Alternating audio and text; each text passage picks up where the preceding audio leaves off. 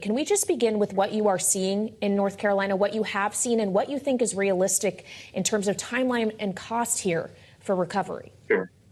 So the mission is shifting from search and rescue ultimately to life sustainment missions, trying to help people understand how to obtain safe, sanitary, functional place to be, get them out of the shelters and in a more suitable situation for them to restart their lives.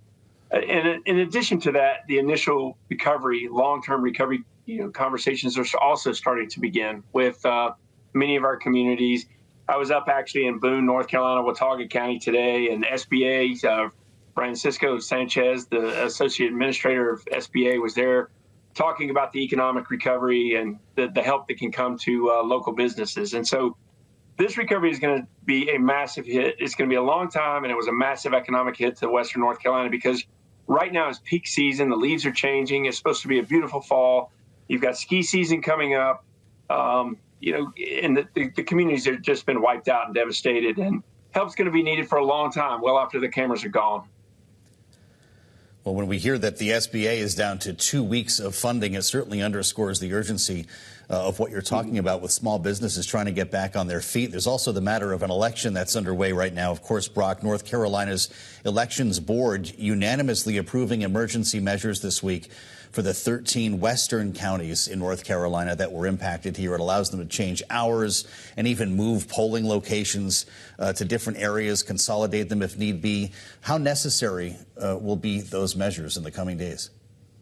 Oh, well, I mean, people have the right to vote, and I think it's the local, state, and federal government's job to make sure that anybody can get out and vote. And it's difficult. They're going to have to look at alternative locations and people voting out of their precincts, possibly if the location that they typically use is gone.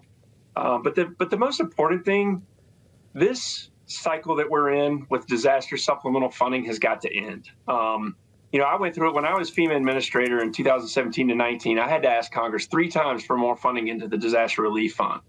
And eventually it was approved. But how do we get out of this cycle? And right now, I believe it's not just the funding, but how do we get out of this response cycle? And where do we start to incentivize communities to do the right things, such as proper land use planning, implementing the stronger building codes that the ICC recommends, and properly insuring your infrastructure? And until Congress starts to incentivize these communities to do that, we're going to be stuck in this response cycle for many years to come. Yeah, adaptation and mitigation are certainly things to consider here, sir, but even to do that will require the investment of resources. So is it that when Congress is considering funding for emergencies, that part of that needs to be not just a response when they happen, but acting preemptively when they do so, allowing states in these areas that are often affected by storms such as these to be making those investments that they might not be able to afford on their own? Yeah, the problem is the majority of the, until I was in office and got the, until the Disaster Recovery Reform Act was passed and we created the Building Resilient Infrastructure in Communities, it really put mitigation in the forefront, because if we can mitigate and reduce the impacts on the back end, that's the optimal thing.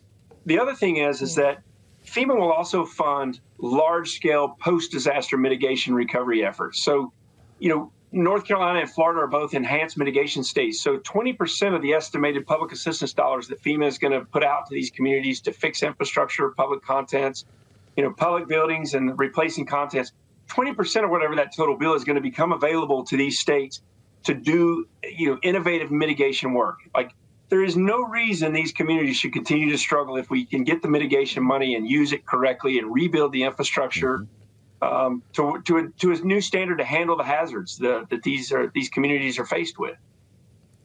Well, it's really important, Brock, and so is the story of misinformation that has surrounded the response to the storm, especially where you are right now in North Carolina. We've heard stories, in fact, so many rumors going around that people skeptical of FEMA are rejecting help and services from FEMA officials who are on the ground. Can you tell us, since you're actually there, what you're seeing, how bad this situation might be? Well, I think there's a lot of misunderstanding about how the system works. Disaster response and recovery is a team sport. It starts with neighbor helping neighbor all the way to the federal government. Disasters are locally executed, state managed, and federally supported. FEMA was never designed to be a 911 agency. And actually, when you look at the size of FEMA, it's one of the smaller government agencies that exist. You know, if Homeland Security has over 300,000 employees, FEMA only has 21,000 of those employees. So Congress needs to not only fix the budgeting cycles, but they also need to right-size the agency. But also, how do we build capability in emergency management at the local and state level? It's not just, it's not just FEMA. The other thing that people don't understand is that a lot of the infrastructure that we depend on to make life work in our communities, FEMA has no ownership over this. We don't own the power grids. We don't own the communications backbones.